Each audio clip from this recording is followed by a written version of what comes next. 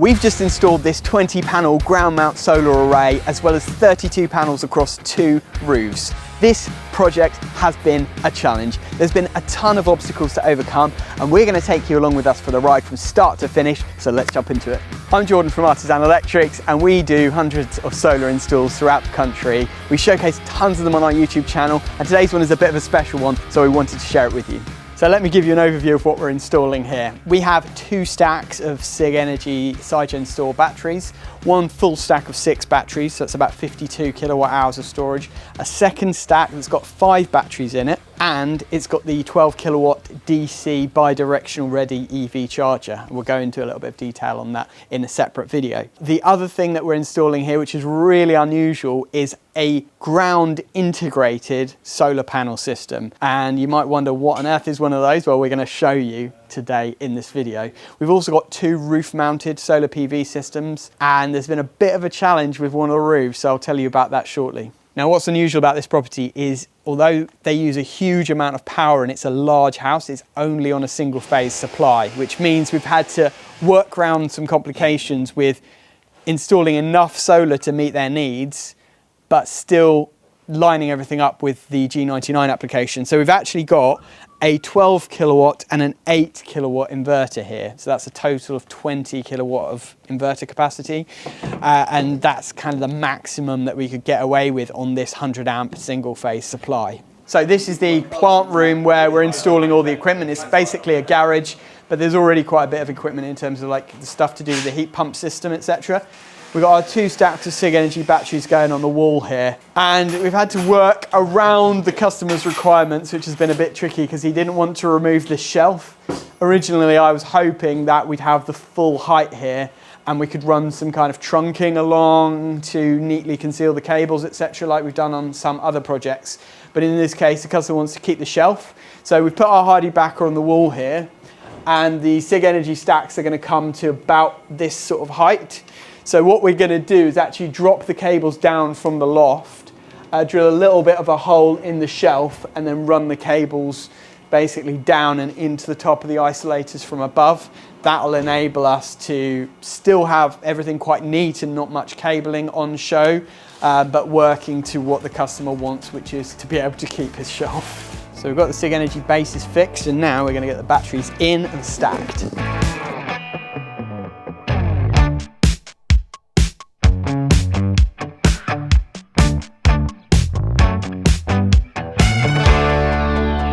So one of the challenges that we face on these kind of jobs is waste disposal, because there is always a huge amount of cardboard packaging. It's normal, you know, we're getting all of these big products shipped. They're fragile and, you know, they need to be well packaged, but that means we've got a whole ton of packaging.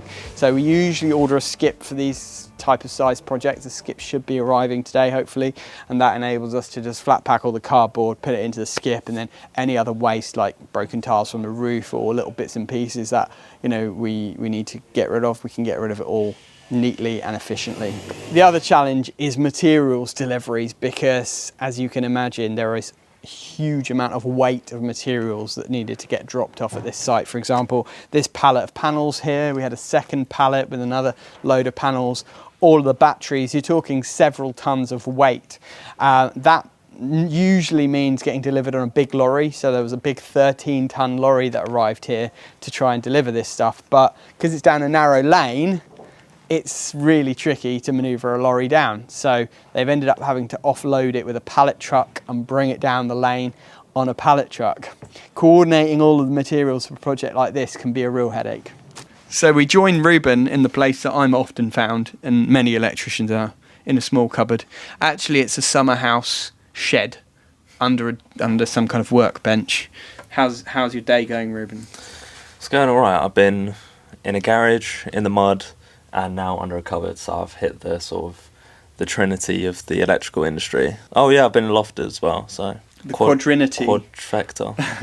That's it. I believe you have something to say to our viewers. If you don't want to see me under cupboards as much, what you really should do is help a brother out and, you know, subscribe, but also follow me on Instagram. So yeah, you should just hit that button real quick. So we've got two lovely big southeast facing roofs here at this particular property. Behind me you can see the big roof there. We've got 18 panels going on there.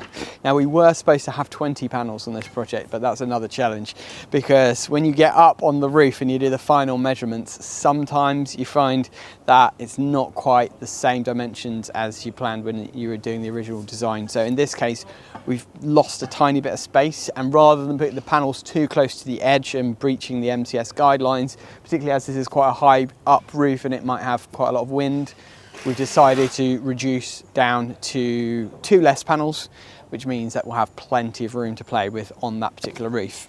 Then this roof over here, we've got 10 panels, so 2 rows of portrait, 5 and 5. And that's an interesting one because that's a garage roof, so it's actually almost ground level. But once they get the bottom row of rail in, they'll be able to work their way up from that, and that roof will be done really nicely. And then down here, and this is what's really interesting about this project, we've got a ground mount array going in as well. So along the bank there, just next to that fence, we're actually going to be putting panels into the ground, kind of almost like flush with the grass. And that's going to be a lovely southwest facing array that's going to give some more afternoon power generation. So we've got the Groundworks team busy digging a trench. We've got to run our DC cables for the ground mount array from the garage where the inverters are all the way out to the ground mount array, and that involves coming across this flower bed along the edge of the lawn, and then under some slabs and under some gravel. It's some quite complex groundworks on this particular project. It's about a 30-metre run of trenching basically, but it's absolutely essential to do that properly to get the DC cables out to the array. So the skip's just arrived and we're just putting a big tarpaulin down underneath so that it protects this block paving a little bit, because it's quite nice old bricks, and also avoids any dirt getting marking the block paving and things. If people are loading mud and stuff into the skip, it just protects the ground a bit.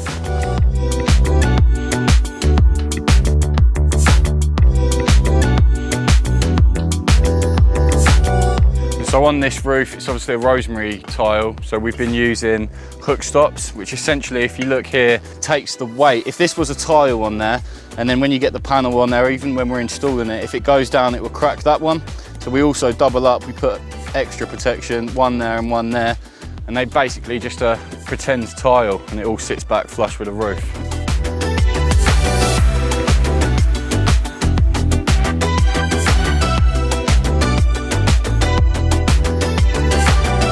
So this is the bit of ground where we're going to be installing the ground mount array, and this is a first for us. So we're used to fitting the frame mounted kind of ground mount systems that stand up off the ground quite substantially. But in this situation, we've got kind of the perfect setup because we've got a bit of ground that's actually sloping. And the idea is to actually, as much as possible, make the panels flush with this ground so that from the house you almost don't see them, but they're already at a nice pitch because the ground is at a nice pitch. And we're working with the team from Cornish Rocker who help us with our other ground mount systems to get this installed. So we've got 18 panels going along there in theory, but tomorrow we're going to find out really whether it's going to work. So up here on the main roof, we've got 18 panels going in. Now, originally we were hoping to fit 20 in, but it's been a little bit tricky with the dimensions. The reason that we're not going to squeeze it to the edges, we could have got 2 rows of 10, so 20 panels in total, but they would have come to about here, so only about 20 centimetres off the edge of the roof. And obviously for safety, we're working up here very high. We need this rail in place to stop people falling off the edge of the roof. Also, if you start trying to remove tiles that are on the edge here, they're actually cemented in and it can get tricky. And we've got the solar skirt bird protection to go on the edge as well, which obviously sticks out by about 10 centimetres. So it would have been really right on the edge of the roof. Now with the MCS guidelines, you're supposed to leave a border of about 400 mil all the way round.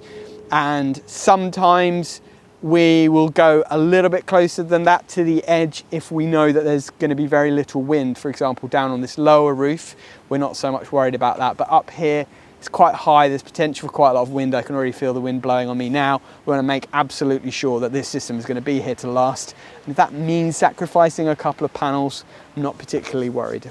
So on top of all the solar work, we're also doing some normal electrical work here as well. We did an EICR on this property about a month ago, and the customer asked us if we could upgrade all the consumer units, and there are 3 consumer units in this house. So this is DB2, and Josh has just been busy replacing that, so he's managed to get it on. Power's back on now, ready for the customer before it gets dark, which is good. We'll just have to do a little bit of testing tomorrow to finish that off. But we do have a big consumer unit change to do tomorrow in the garage. That's a double stack board, which Luke's going to handle. Now, when it comes to measuring the roofs to see how many panels we can fit on, you might wonder, well, how did we not realise that it was going to be too tight on the main roof?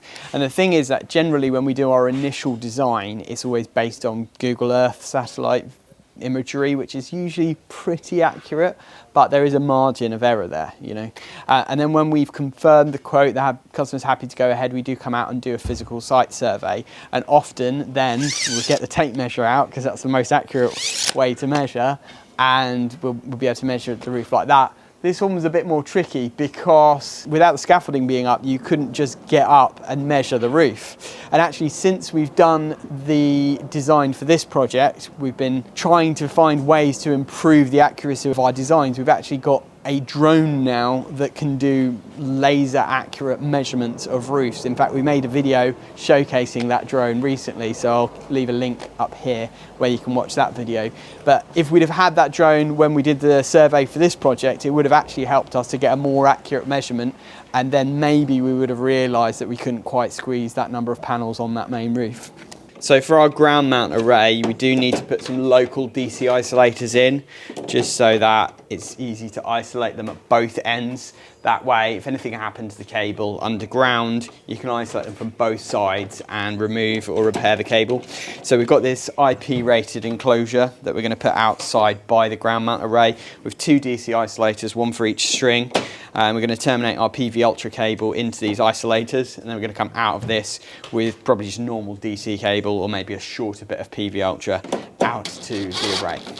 So the reason the customer needed such a big solar and battery system here is because they've got 2 massive heat pumps, and the heat pumps use a huge amount of energy.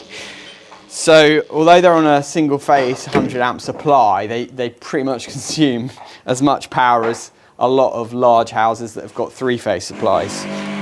And that means that we've got to fit a system that can really offset a lot of those needs within the limitations of the single phase supply. Originally we spec'd 2 12s, but the G99 came back and they limited us to 20 kilowatt maximum inverter capacity. And so the 12 has got the DC EV charger on, and obviously the limit of that DC EV charger is going to be the inverter, so we wanted a bigger inverter for that stack. And the 8 is going to do the ground mount array, which is over there, and that's enough to do those 18 panels on that ground mount array. So I think we managed to balance it out quite well, but there's another challenge here, which is shading, so I'll talk to you about that in a bit. Get the old woolly hat off, I'm getting a hot head. So I spoke to you yesterday about the layout of these. You know, we're obsessed with neatness. We want everything to look as beautiful as we possibly can. But the tricky part was working around the shelving, etc., which the customer didn't want to move. So we've come up with a really good solution now, which is it's symmetrical. So we've got our 2 AC isolators on the right and the left, and then all the DC isolators in the middle. Everything's symmetrical, and then we're going to drop straight down from the loft with the AC and DC cables so that it all looks really neat. We've got minimal cables on show, and we don't even need any containment like trunking, cable tray, etc. So I think it's quite a nice solution. Took a little bit of thought and working out, but always best to measure twice, cut once. In other words, plan, and then you spend a bit of time planning, you save yourself a lot of time and hassle in the long run, and the job comes off a lot better.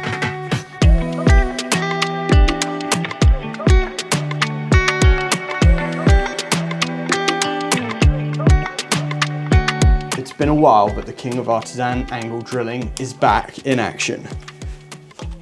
So we've got an angle drill to do from here down into the loft of the roof on the other side, and then we've got to basically fish the cable up through this wall into this loft space, which is a concealed void. So it's a bit of a tricky cable route this. It's a 4-core PV Ultra cable that we're running in for our 2 strings of solar panels on this roof. Let's give it a go.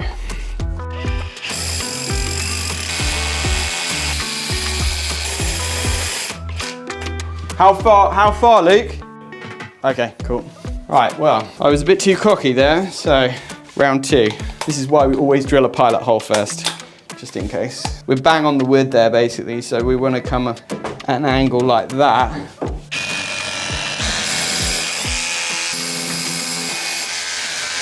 Yeah, that's it.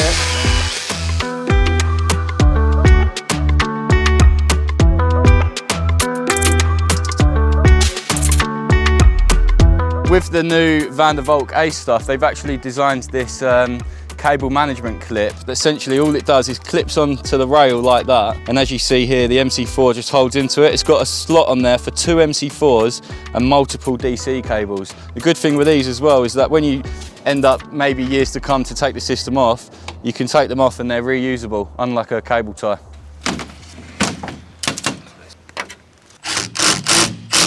So we're running in this 50mm duct to protect the PV Ultra cable. That's going out to the array. Then we've got a second duct for the data cable. The Tigo optimizers have what's called a TAP, a Tigo access point. That needs an internet connection basically, or a data connection. And that's going in a separate duct, so we keep the power and the data separate. That's going to go all the way through that trench work down to this ground mount array, and the guys from Cornish Rocker have turned up, so I'm going to show you what they're doing. So they're just busy mapping everything out now. Originally we were supposed to have 18 panels here, but we've measured it and we reckon we can fit 20, which is great because the 2 that we've lost on the roof, we're actually going to gain here, which is fantastic.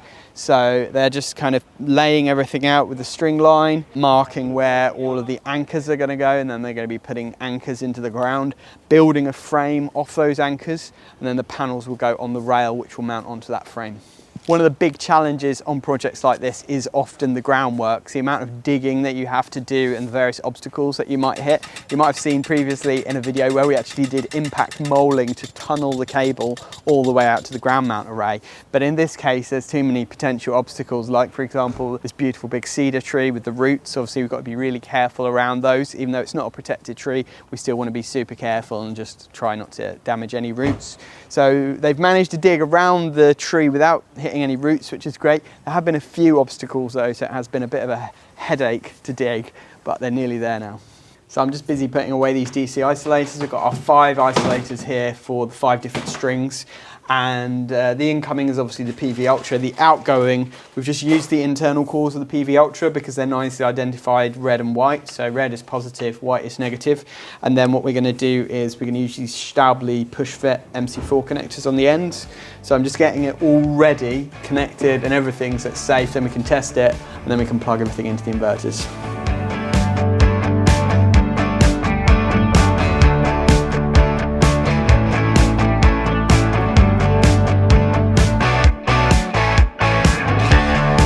Down here is the conduit disc, so we dig a 600 by 600 hole, nice and deep. We cover it in conductive concrete, and then we run the earth wire back to the main earthing terminal within the Sigenergy gateway, or the main earthing terminal at the property. The idea is it gets as much contact with the ground as possible, gives you a really nice low resistance earth reading. Much better than an earth rod and much safer than banging an earth rod into the ground because you never quite know if there's buried services, etc. So here on the main roof, the panels are all on. The guys have done a great job, and I must say these panels look super slick. Really, really nice dark black colour. They look absolutely fantastic on this roof. So it's just the solar skirt to do, which the guys will be on with tomorrow. But panels are on. We've got a bit of string testing to do just to double check, but we've already started that. And yeah, really good progress today. So another challenge we've just had to deal with is actually one of the panels just got damaged, and to be fair, like when you've got 52 panels going in across multiple roofs and on the ground and you're moving them around, it's quite easy for something like that to happen. And to be fair, it's not really badly damaged, it's just a little scratch on the surface of the panel, but we thought rather than just risking it, we're going to just get a replacement panel in. So I've just been on the phone to the wholesalers. They've confirmed to me that they can get a replacement panel delivered pre-10:30 for tomorrow, and because we're well on track with the schedule, that's fine. We can swap that panel out tomorrow, and we know that all of the panels are perfect then, and we've not got any issues. I'm just testing the top row of panels up there just to check that everything's okay. We've got 248 volts, which is right for the number of panels. I'm just going to do an auto test and see what the current is, but to be fair, there's barely any irradiance right now, so we've got 0 amps of current, which is completely normal, but the insulation tests out fine. So we're all good, Tom? Perfect. Cool. So you join me semi board change. What we've got is two single boards here, dual RCD boards. And what we're doing, boards over there, it's a double stack, so it's one board. Basically these two boards are going to be combined in one. The layout's actually quite nice. You can see I've got a lot of length on these cables, so I shouldn't have to extend anything. This is the main armoured here that supplies the board. So what we're going to do is just going to push up into ceiling, make an armoured on it, and then put it into the top of the board. So that's going to be nice. We're just going to try and neaten it all up and basically put all these 3 boards into one big one. So this is the board here I was talking about. As you can see, it's basically a double stack. So you've got a row here and a row here. I was panicking about a bit that these they wouldn't line up. But as you can see, if I put it sideways, these are the rear entries here and here. And these are actually line up perfectly with the way it is. So basically what I'm going to do is knock these out. I might extend it into one big one to make my life easier. As you can see, this is one big slot. So if I cut in between here, I can extend it into one big slot and then put some grommet round there. It should work out nicely. So with this ground mount system, it's quite complex. We drill in some ground anchors. Then they have like a ball head with a pole on the top. That pole is adjustable to get the level right. Then we mount a cross rail on that, and then we mount the actual panel rails onto those. And then the panels with the end clamps and mid clamps go onto that rail. It just allows us to get this really nice and low, almost flush to the ground. We've got a ground sheet underneath to stop the grass and weeds growing up underneath, so it protects the array from below. And as the guys are now getting the panels on, that part goes super quick. It's all in the prep work, the measuring, the cutting and the mounting of the system. Now another design challenge we had on this project is shading. There's a huge tree, the beautiful cedar tree that we've mentioned earlier. There's also all of these trees here. There is quite a lot of shading in this property. We've got a big array, so we kind of sized it as big as we can to compensate with that, but we're also using these optimizers. So these are Tigo optimizers.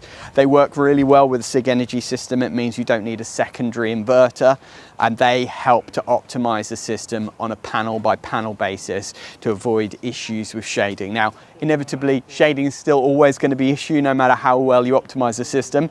If there's less irradiance on the array, it will generate less. But this is going to stop, for example, one panel getting shaded and bringing down the entire array. On top of that, we've got shade optimized panels with the 𝐏𝐻𝐫 panel, so we've done our absolute best to mitigate any shading issues, and that should result in a really good output of this system despite the shading that we do have on the site. Now you might wonder, how do these things actually work? Well, it's quite simple. What you do is you plug the solar panel into the optimizer, and then you plug the optimizers into each other. So all of the power from each solar panel goes through the optimizer.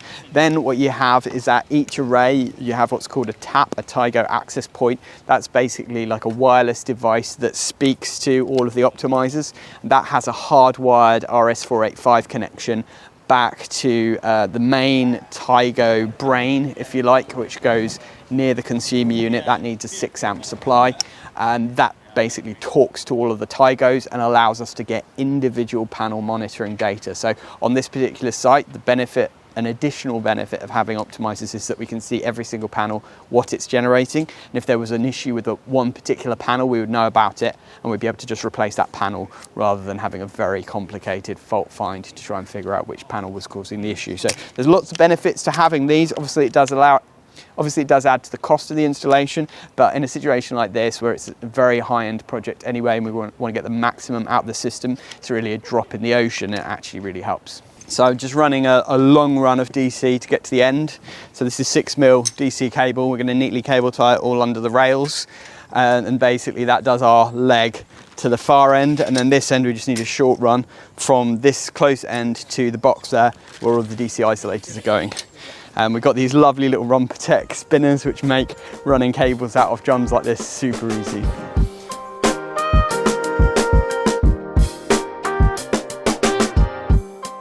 So I've just finished wiring up these DC isolators. These are safety switches basically to turn off the DC power so that you can work on the inverter if necessary. It's quite important to be able to do that because when the solar panels are on and the sun is shining, those cables are always live, so you need some way to safely isolate them.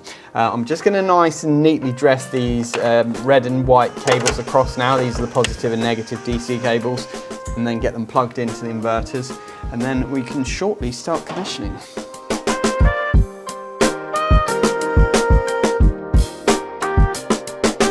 With our DC isolators wired, we've got our 3 pairs of MC4 connectors now, and they literally just plug into the inverter. So it's just literally a case of MPPT1, MPPT2, MPPT3. In these particular inverters, the 12 kilowatt, they've got 4 MPPTs. So that means you can have 4 strings in 4 different arrangements pointing in different directions, for example. The MPPT stands for maximum power point tracker, and essentially on one MPPT you should only ever have a certain number of panels all facing in the same direction ideally, unless you've got optimizers or something. So before we plug the 3 strings into this inverter, we're going to just do a test on all 3 strings to check the voltage and current. It's nice and sunny now, so the panels should be generating something. So we're just going to plug the strings in one by one and see what the voltage and current readings are. So that is our garage array. We've got 542 volts. Now, in order to know whether that's a good reading or not, what we can do is check the panel rating. I've got the data sheet from the panel here. And I can see that these panels, the VOC, the open circuit voltage, is 40.9 volts. So all we do is multiply that by the number of panels. So we take 40.9 times that by 14, that gives us 572.6 volts, and we got 540 volts. So we're not far off. We're measuring about 530 now, but it is dropping actually. So I'm not quite sure what's going on. It might just be to do with the fact that the sun's gone behind the clouds. But we do have ampage, so we've got 507 volts there when I test that, and 2.03 amps. And then so that I know which string is which, what I'm going to do is as soon as I've tested a string, I'm going to simply plug it straight into the inverter. So we're going to start with string 1, plug that into PV1 here in the inverter.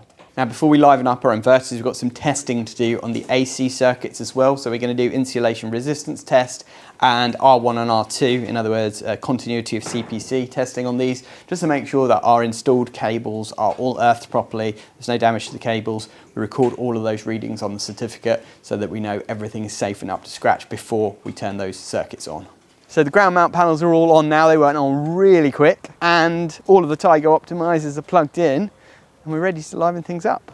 Well, we're nearly ready to liven things up. We've just got the connections to do in here. So that enclosure is going to house our DC isolators. It's really important that we have 2 points of isolation for this system because you've got a buried DC cable. Imagine if somebody hit that cable, you're going to want to be able to isolate it from here so that there's no PV power going through that cable. So we've got 2 DC isolators to go in there. We've run our ducts in and out of that enclosure, so everything's properly protected and sealed up, and then a little bit of duct to under the panels where the PV strings are wired. Well, we got there in the end. 52 panels across 2 roofs and a ground mount array. That flush mount array is a thing of beauty and something quite new for us. So I hope you've enjoyed this video. If you have, and you haven't liked and subscribed yet, it really does help us to grow. We're on a mission to hit 1 million subscribers. And if you've enjoyed this video, you'll love the 2 videos that YouTube's going to show you on the screen now.